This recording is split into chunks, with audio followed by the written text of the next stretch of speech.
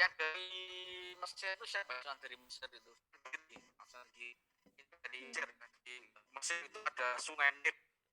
Sungai Nil itu ada istiqlal Nil di Sungai Nil itu namanya Felahin. Kemudian kemudian Jidri Petani ya istilahnya Felahin dari Mesir ada sistem sawah basah. Tanahnya kapur ya. Tapi kalau musim penghujan tanah kapur itu mudah banjir. Ada di Lamongan itu tanah Bonorowo gitu ya. Beberapa wilayah situ mudah banjir, mudah menggenangkan. Tapi kalau kemarau kering sekali, sehingga dibuatlah sistem sawah basah sampai sekarang bertahan. Nah, kita ketahui sawah basah ternyata dihasilkan dari Sunan Giri dan sekarang berkembang di seluruh Indonesia. Ada peralatan juga yang dibuat oleh Sunan Kalijogo seperti cangkul, ulku. Itu ada filosofis kenapa cangkul bentuknya seperti itu, kenapa ulku bentuknya seperti itu. Itu teknologi pertanian sawah basah yang dibuat oleh Wali Songo. Mereka juga menyadari bahwa daerah utara, Kapur Utara itu tidaklah subur ya. Mereka perlu sawah tanah basah dan kering kalau kemarau.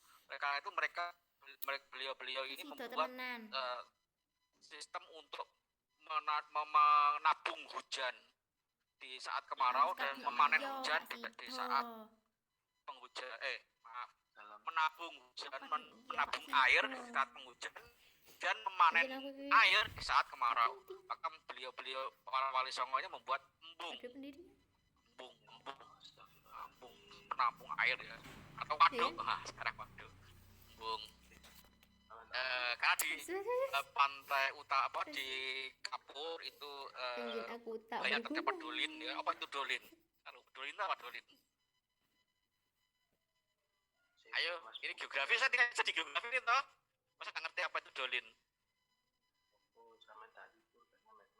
Apa itu dolin?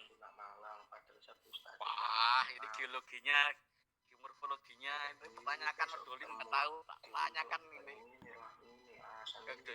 Update. Berkemungkinan Pak. Aduh. Dolin Kapur ini. Ya wes cekungan. Cekungan yang ada di daerah Kapur itu namanya dolin. Awalnya logva ya kalau kecil, kalau besar itu dolin. Kalau awalnya diaklas ya, kalau letakkan itu diaklas, kemudian berkembang menjadi logva, kemudian lebih besar lagi menjadi polye kalau itu bergabung ya, runtuh itu harus dikuasai. Nah, karena banyak dolin, banyak cekungan, maka dibuatlah embung oleh para Wali Songo, sehingga ketika hujan embung itu atau dolin itu digunakan untuk menampung air. Nah, untuk menabung air ketika kemarau, mereka para petani ini memanen air untuk mengairi sawahnya, sehingga pertanian tidak tergantung pada musim penghujan saja. Bisa 1 tahun dalam musim tanam.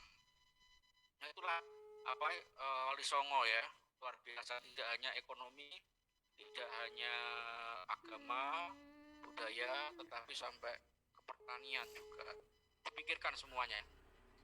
Bahkan di derajat ya, ada kan tidak semua lahan di pantai utara itu kan datar, ada kalanya bukit ya. Di derajat, wah itu bukit itu sedang bur, wah itu berbukit kiri itu juga berbukit itu. Di Sunan Ampel di mana di daerah-daerah Wetan, Kulon kan berbukit, itu tidak mungkin dibuat sawah walaupun ada teknologi sistem sawah basah, tetapi berbukit tidak mungkin. Maka apa yang dilakukan oleh para wali ini? Mereka membuat penduduknya mempunyai keterampilan membuat batik ya. Seperti batik yang saya gunakan sekarang ini batik lasem ya. Batik yang saya gunakan di sini adalah batik lasem, itu hasil peninggalan beberapa Wali Songo ya. Kalau Sunan Bonang itu juga ada batik khas Tuban. Sunan Derajat juga punya batik khas Lamongan. Sunan Giri juga itu biasanya bentuknya tapal kuda. Kalau di Bojonegoro itu misalnya sumber alam ya, bisa daun jati dan sebagainya. Jadi ada motif-motif batik per wilayah yang dimiliki dan diciptakan oleh para wali. Dan itu digunakan untuk komoditi ekspor. Nah, kalau orang Arab itu kan putih biasanya, pakaiannya ya putih atau hijau gitu. Kalau batik itu kan khas Indonesia sekali. Tapi justru laku di komoditi internasional sampai sekarang. Itu adalah hasil budaya dari Wali Songo yang sekarang kita warisi dan menjadi kebudayaan internasional, menjadi kekayaan ya budaya sampai ke internasional. Jadi itu kalau kita menelaah IPS sebelum ke semuanya, maka yang pertama kali kita telaah itu adalah wilayahnya, kondisi geografis di mana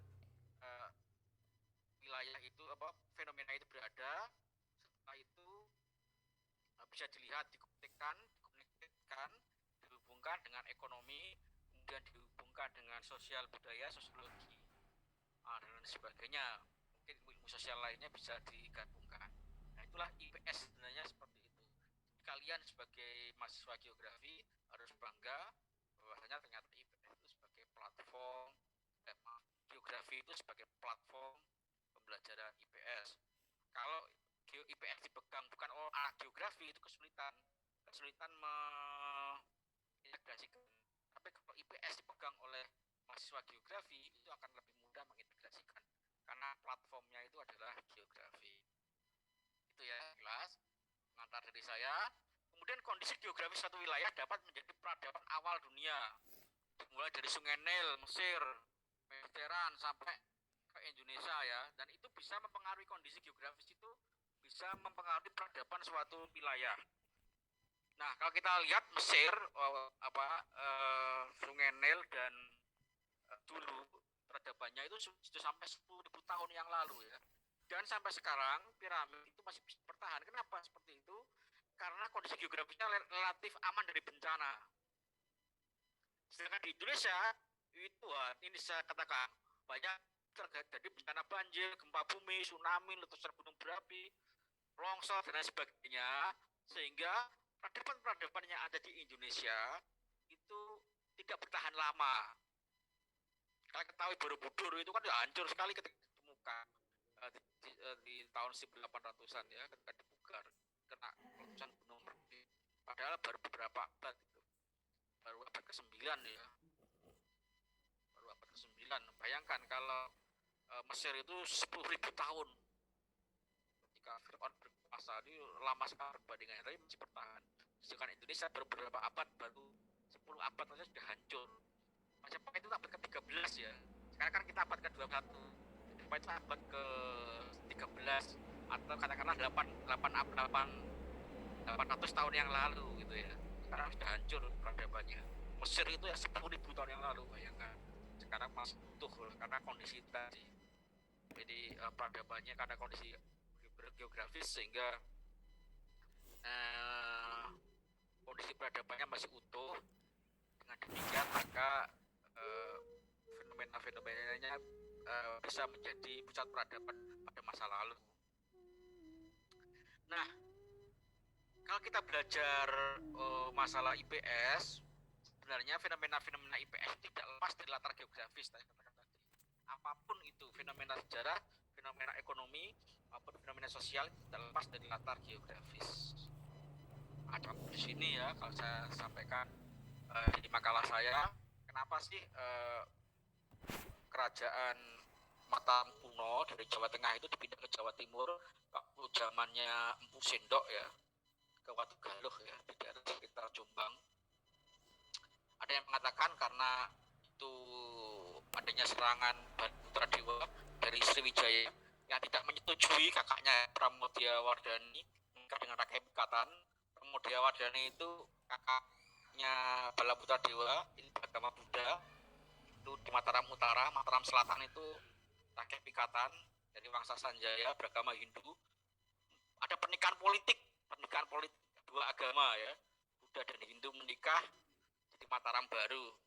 Nah ini adiknya Pramodawardhani, Pak Putradewa gak terima, dia pindah ke ibunya ke Sriwijaya, dia menyerang menghancurkan Mataram, makanya keturunan dari Pramodawardhani dan Devika kerajaan dari Jawa Timur itu menurut sejarah, menurut geografi, menurut pindahan dari ibu kota Mataram ke Jawa Timur itu benar letusan gunung berapi yang sangat besar itu ya, dan sangat penting. Versi versi geografis pun yang karena Islam perang saudara, tapi juga ada yang Majapahit runtuh itu karena banjir sangat besar ya. Beberapa Majapahit tenggelam di tanah, bahkan Majapahit besar itu ada di bawah tanah semua. Padahal baru sembilan tengah mantap.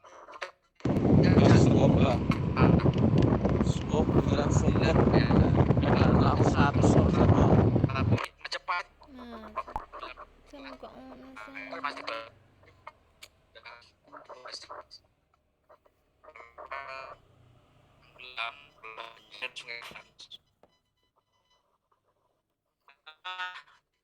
kita ya kelas tentang PS banyak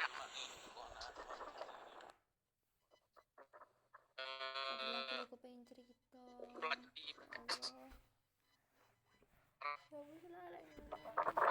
harus menguatkan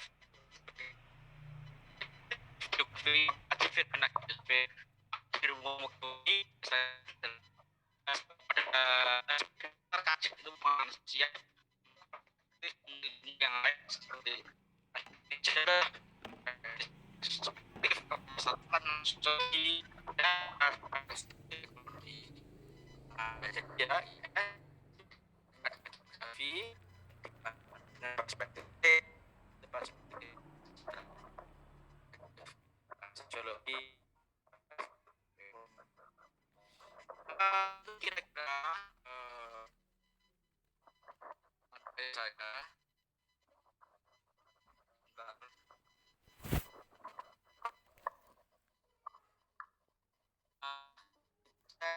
itu ada konsep yang istimewa